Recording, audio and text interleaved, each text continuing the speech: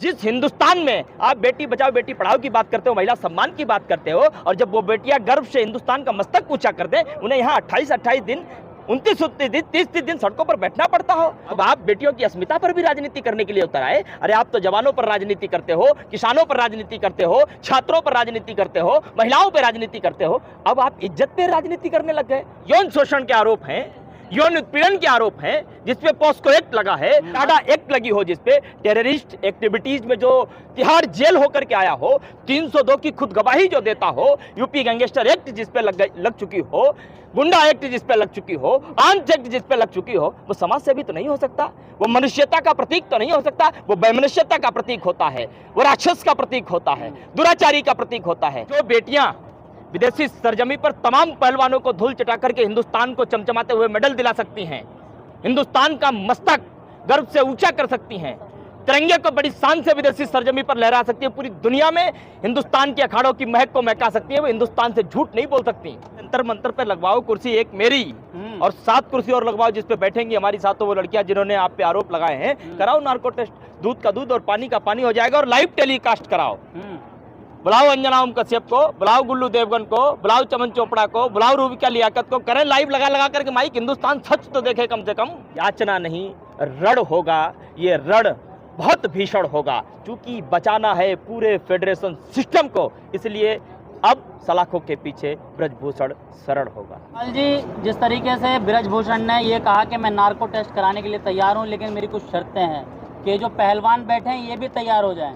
मतलब हिंदुस्तान इस कसौटी पर बैठ के आप पहुंच गया है कि वो चोरों की शर्तें मानेगा, बलात्कारियों की शर्तें मानेगा। क्या मजाक करते हो आप?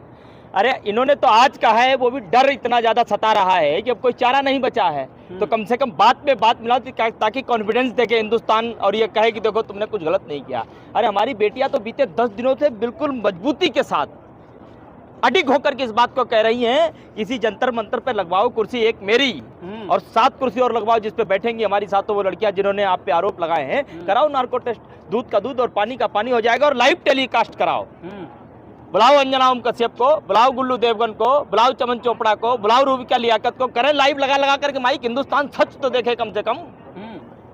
हिंदुस्तान को यह तो समझ में आए कि जिस व्यक्ति को बचाने के लिए प्रधानमंत्री ने एड़ी चोटी का जोर लगा दिया, जिस व्यक्ति की दुहाई देते नहीं थकते कि वो निर्दोष है, जिस व्यक्ति के लिए बचाव में इस कदर उतर गए कि इन बेटियों के पक्ष में आज तक एक ट्वीट नहीं कर पाए, ये सारी सच्चाई हिंदुस्तान के सामने निकल करके आनी तो चाहिए कम से कम। कब करेंगे ऐसा? वो हमारी बेटियां तो कह रही हैं कि सुप्रीम कोर्ट की आप एक टीम बुलाइए, आप करवाइए नार्को टेस्ट, लाइव टेस्ट करवाइए, पूरा हिंदुस्तान देखे कि सच क्या है और झूठ क्या है। आप एक बात बहुत अच्छी तरीके से समझ लीजिए, जो बेटियां विदेशी सरजमी पर तमाम पहलवानों को धूल चटा करके हिंदुस्तान को चमचमाते हुए मेडल दिला सकती हैं, हिंदुस्तान का मस्तक गर्व से ऊंचा कर सकती हैं, तिरंगे को बड़ी शान से विदेशी सरजमी पर लहरा सकती है, पूरी दुनिया में हिंदुस्तान के अखाड़ों की महक को महका सकती है, वो हिंदुस्तान से झूठ नहीं बोल सकती, हिंदुस्तान की जनता से झूठ नहीं बोल सकती। ये स्वाभिमान की लड़ाई है। हाँ बिल्कुल। अब आप बताइए, कोई चोर, उससे पूछो तुमने चोरी की, वो कभी ये कहेगा कि मैंने चोरी की? बलात्कारी से ये पूछो तुमने बलात्कार किया, वो कभी कहेगा कि मैंने बलात्कार किया? और इसीलिए ये बेटियां जब आज सड़कों पर बैठी हैं, कई लोग इस बात के कसीदे पढ़ते हैं, मायने निकालते हैं कि ये लड़ाई कब तक चलेगी, इनको जीत मिलेगी कि नहीं मिलेगी। लेकिन मैं आपको बता देना चाहता हूं कि ये बेटियां जिस दिन इस सड़क पर अन्याय के खिलाफ बैठने के लिए आई थी, ये लड़ाई उसी दिन जीत गई थी। क्योंकि मैं मानता हूं इस हिंदुस्तान के लिए मेडल लाना बहुत आसान है, लेकिन इस देश की संसद में बैठने वाले जो बहन बेटियों की रक्षा की कस्में खाते हैं और जब वो रक्षक भक्षक बन जाएं, उस अन्याय के खिलाफ, उस अन्याय के खिलाफ लड़ाई लड़ना बहुत कठिन होता है। मेडल लाने से भी कहीं ज्यादा कठिन काम ये बेटियां कर रही हैं। आज हिंदुस्तान की लाखों करोड़ बेटियां ये उम्मीद लेकर के बैठी हैं कि अगर इनको न्याय नहीं मिलता है तो हम अभी तो सामान्य घर की बेटियां हैं, अगर हमारे साथ इस तरीके से शोषण होता है कैसे हम आवाज उठाएंगे, कैसे न्याय हमें मिलेगा? उनकी उम्मीद ना हो, इसलिए आज ये बड़ी मजबूती से यहाँ बैठी हैं। और यही एक बात, कई लोग कहते हैं कि ऐसा भीड़ नहीं दिखती है। अरे हमें कौन सा शक्ति प्रदर्शन करना है? ये दिल्ली भी तो हमारी है, दिल्ली के लोग भी तो हमारे हैं, दिल्ली की सड़कें भी तो हमारी हैं। इस आंदोलन का उद्देश्य सिर्फ यही है, ये बेटियां हिंदुस्तान की करोड़ों बेटियों को यही संदेश देना चाहती हैं कि मैं मजबूती के साथ यहाँ बैठी हूँ। हर उस बात को पीछे करके जो समाज में आप पे पता नहीं कैसे कैसे टैग लगाता है, ये लड़ाई न्याय और अन्याय की है, ये लड़ाई आत्मसम्मान की है। और हर बेटी से ये कहना चाहती है कि तुम भी निकलो अपने घरों से, और ताकतवर कोई कितना भी हो, चाहे कितना भी उसे संरक्षण सत्ता का प्राप्त हो, लेकिन अन्याय के खिलाफ डट करके मुकाबला करो, क्योंकि शक्ति है तुम्हारे अंदर, ताकत है तुम्हारे अंदर। 15-15 रुपए के मेडल हैं, अगर वापस करना है तो पैसे वापस अच्छा, एक करो। बात आप मुझे बताइए, ब्रजभूषण के घर में कम से कम 5 सदस्य तो होंगे कि नहीं होंगे? अगर इतने ही सस्ते मेडल मिलते हैं, ब्रजभूषण ने अपने घर वालों को कितने मेडल दिला दिए? औकात हो एक मेडल दिला के दिखाओ।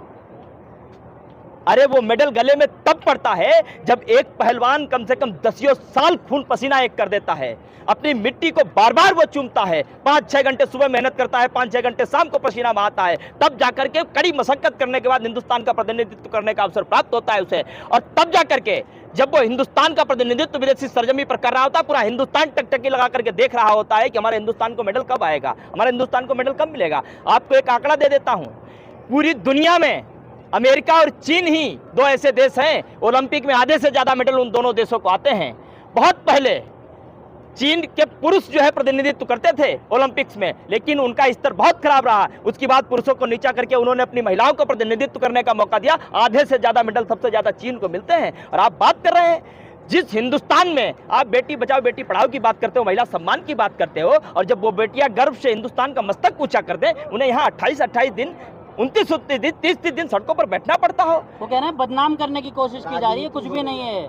देखिए, जितनी मजबूती से आप बैठे हैं, इतनी मजबूती से वो भी जवाब दे रहे हैं इस हिंदुस्तान में यही दुर्भाग्य है हमारे देश का, जिसके ऊपर यौन शोषण के आरोप हैं, यौन उत्पीड़न के आरोप हैं, जिसपे पॉस्को एक्ट लगा है और 30 से ज्यादा संगीन धाराओं में मुकदमे दर्ज हो चुके हों, जिसपे टाडा एक्ट लगी हो, जिसपे टेररिस्ट एक्टिविटीज में जो तिहाड़ जेल होकर के आया हो, 302 की खुद गवाही जो देता हो, यूपी गैंगस्टर एक्ट जिसपे लग चुकी हो, गुंडा एक्ट जिसपे लग चुकी हो, आर्म्स एक्ट जिसपे लग चुकी हो, वो समाज सेवी तो नहीं हो सकता, वो मनुष्यता का प्रतीक तो नहीं हो सकता, वो वैमनस्यता का प्रतीक होता है, वो राक्षस का प्रतीक होता है, दुराचारी का प्रतीक होता है, वो सामान्य मानवता का संदेश तो नहीं दे सकता। और दूसरी बात, क्या हमारे हिंदुस्तान की डेमोक्रेसी में, क्या हमारे हिंदुस्तान के लोकतंत्र में ऐसा कोई विधान नहीं बचा कि जिसके ऊपर पॉक्सो एक्ट लग चुकी हो उसे उठाकर के जेल में डाला जाए? और तो और मैं आपकी बात को रोक करके एक बात बहुत स्पष्टता से कहना चाहता हूं, इसी देश का प्रधानमंत्री है जो कहता है कि मेरी 56 इंच की छाती है,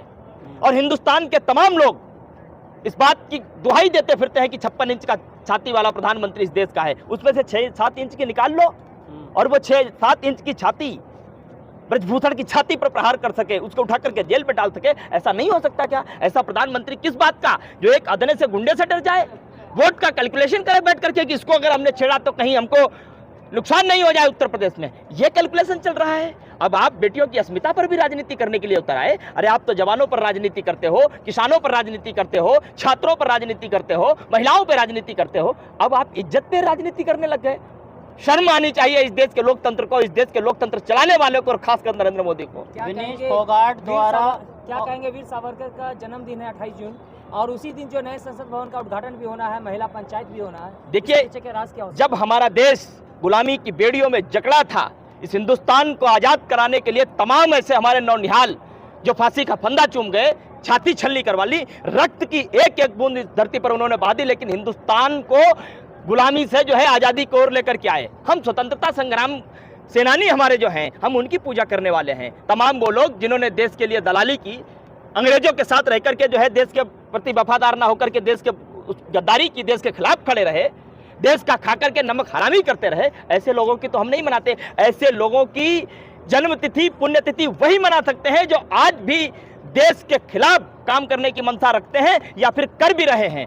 और इस बात में कोई कहने में मुझे गुरेज नहीं है कि वर्तमान सत्ता पर बैठे हुए लोग वही हैं जो कभी अंग्रेजों के साथ रहकर इस हिंदुस्तान के खिलाफ खड़े थे, उनसे तनख्वाह लेते थे, हिंदुस्तान की दलाली करते थे, अंग्रेजों की दलाली करते थे, और हिंदुस्तान की जो बुनियादी ढांचा था, बुनियादी संस्कृति थी, उसमें चोट करने का काम करते थे। आज वही अंग्रेज प्रधानमंत्री से ऑटोग्राफ मांग रहे हैं, अमेरिका के राष्ट्रपति ऑटोग्राफ मांग रहे हैं। हमने कहीं एक कहावत सुनी थी, चोर चोर मौसेरे भाई, तो इसमें कोई बहुत बड़ी बात नहीं है। इस बात को आपको समझ जाना चाहिए बहुत आसानी से। जिस देश का प्रधानमंत्री हरियाणा के पानीपत शहर से ही बेटी बचाओ बेटी पढ़ाओ के अभियान की शुरुआत करता हो और उसी प्रदेश की बेटियां जब देश का प्रतिनिधित्व करती हैं, देश का मान सम्मान बढ़ाती हैं, देश का गौरव बढ़ाती हैं और वो अपने आत्मसम्मान के लिए जब सड़कों पर बैठ करके संघर्ष करती हों तो ये देश के लिए अच्छी बात नहीं है। आखिर किशोर लेकर के जाया जा रहा है इस देश को। ये वो देश है जहाँ नारी अस्य समाजस्य, कई ऋषियों मुनियों ने कहा, अर्थात नारी समाज का आधार होती है, लेकिन यहाँ तो नारी समाज का निराधार कर दी गई पूरी तरीके से।